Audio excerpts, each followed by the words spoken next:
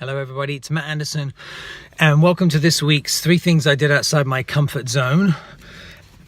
And the reason I'm doing this is because the purpose of all the work I'm doing now is to help people get unstuck, including myself, and then also to take bigger leaps, including myself. And to me, part of that is modeling it, walking my talk. We're all on the same journey, I believe. So the first thing that I did this last week that was outside my comfort zone was I hired someone permanently to outsource work to, which for me was a big deal. I haven't done that in years. And of course, you know, when we talk about things like that, we're talking about emotional baggage and things that didn't always work out very well, where we felt perhaps we'd spent money we didn't have and weren't very good about it. And yes, of course, it was outside my comfort zone to make a bigger commitment and to take a bigger responsibility for somebody else's life, frankly, and they're supporting them and their family. And I think that the lessons I've learned already from it, I think, are good things in terms of it makes me ask myself questions such as, how can I be more resourceful? How can I be more innovative? How can I be more assertive to make sure that I have more financial success? And therefore, we're in a good position to be able to support somebody else. And it's funny too, because in my podcast, people have been talking about the importance of outsourcing things, and it always sounds easier than something. I understand all the reasons why people don't, because it's fear-based, right? We're afraid we're not going to be able to have greater success and won't be able to afford it, and all these other things, and it becomes this negative spiral. But so it's a leap I've taken. Second thing I did that was outside my comfort zone was I'm working on some new content for a course and workshop.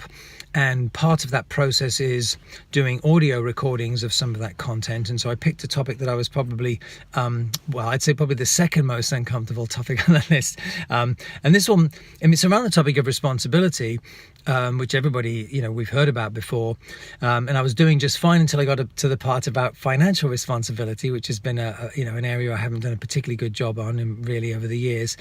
And it caused all kinds of negative emotions inside of me, and so therefore, yes, it was very uncomfortable for me to talk about. But the lessons I've learned from it, I would say, are, while on many levels, and I don't, of course, who wants to admit this, it causes some shame and embarrassment about bad decisions I've made around money in the past. And the only way to spin this into something positive is for me to treat it as fuel, that this can be my driving force to move forward, and that was what was so ugly and painful about the experience, and therefore very uncomfortable. But that's really, telling the truth is definitely part of this process.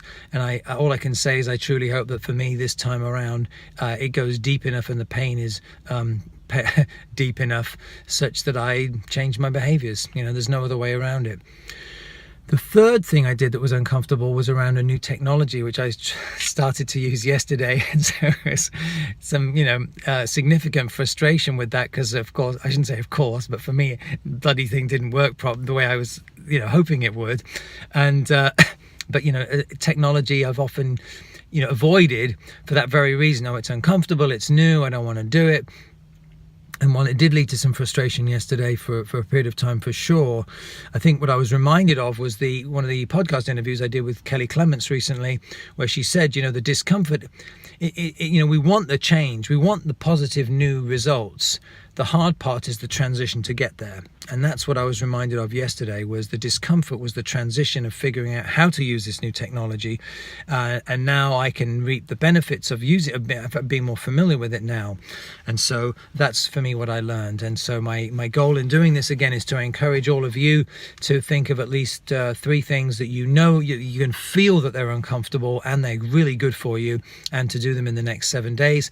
And I'll look forward to revisiting with you in a week on the next 3 things I think of. Thanks so much, Matt Anderson. The Road Not Taken.